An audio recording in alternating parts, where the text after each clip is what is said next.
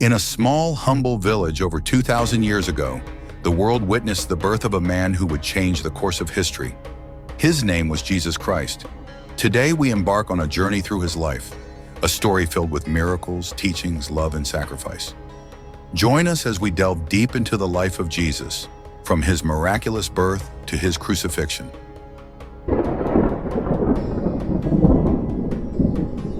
The life of Jesus Christ.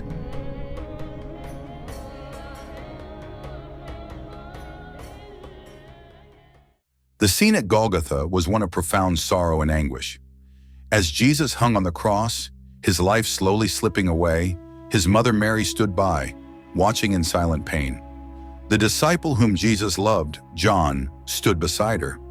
In his last moments of earthly life, Jesus spoke to Mary, saying, "Woman, behold your son," and to John, "Behold your mother."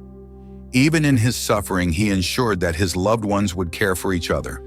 For 3 hours, from noon until 3 in the afternoon, darkness covered the land, an unnatural shadow that seemed to echo the somberness of the moment.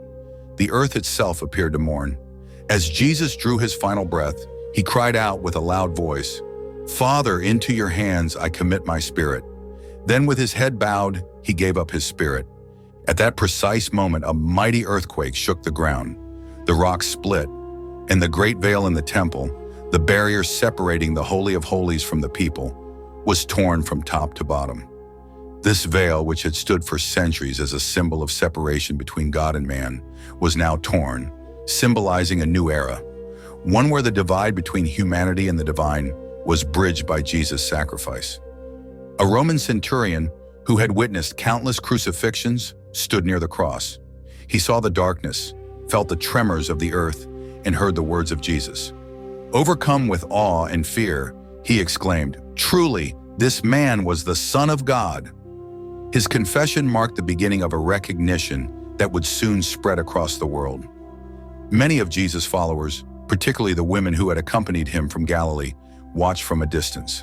They wept as they saw their teacher, their Lord, and their hope crucified like a common criminal.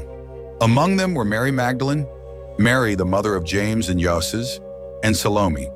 They had followed Jesus, cared for his needs, and now stood helpless, witnessing his death. As evening approached, a man named Joseph of Arimathea, a wealthy member of the Jewish council and a secret disciple of Jesus, gathered his courage and went to Pontius Pilate. He requested the body of Jesus for burial. Pilate was surprised to hear that Jesus had already died. Crucifixions often lasted much longer. After confirming Jesus' death with the centurion, Pilate granted Joseph's request. Joseph was not alone in his task. Nicodemus, the Pharisee who had once visited Jesus under the cover of night to learn more about his teachings, brought a mixture of myrrh and aloes, about 75 pounds in weight. Together, they carefully took Jesus' body down from the cross. They handled him with reverence and sorrow, knowing that this was not just the body of a man, but of their Lord and Master. Following Jewish burial customs, they wrapped his body in a clean linen cloth with the spices. The myrrh and aloes were intended to anoint the body, to honor him even in death. This act of devotion was done in haste, for the Sabbath was approaching, and by Jewish law, no work could be done on the holy day. Nearby in a garden, there was a new tomb hewn out of rock belonging to Joseph. No one had ever been laid there before. It was here that they placed Jesus' body. The entrance was sealed with a large stone, rolled into place to secure it. As the stone thudded shut, it felt like the end of all hope, the final chapter in the tragic story of their Messiah. Mary Magdalene and the other Mary, the mother of Joses, saw where Jesus was laid. They watched as the men rolled the stone into place. They noted its location, intending to return after the Sabbath to properly anoint the body with spices they would prepare. Their hearts were heavy with grief, yet there was a quiet determination within them to honor Jesus, even in death. Meanwhile, the chief priests and Pharisees, aware of Jesus' prophecy that he would rise on the third day, approached Pilate with a request. They feared his disciples might steal the body and claim he had risen.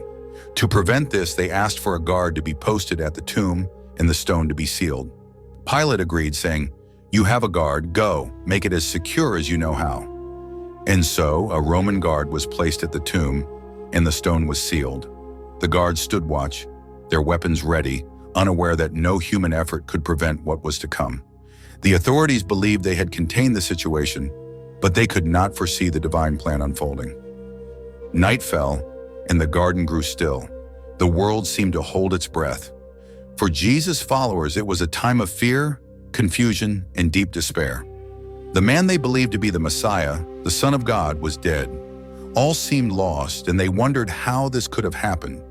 But in the silence of that dark night, the story was far from over. The stone that sealed the tomb would not be able to hold the light that was about to break forth. This moment, shrouded in grief and uncertainty, was just the beginning of a new dawn. But this was not the end. Jesus' crucifixion was the ultimate act of love and sacrifice, the moment when God's plan for salvation reached its climax. His death paved the way for redemption, and 3 days later, something miraculous would happen, a resurrection that would change the world forever.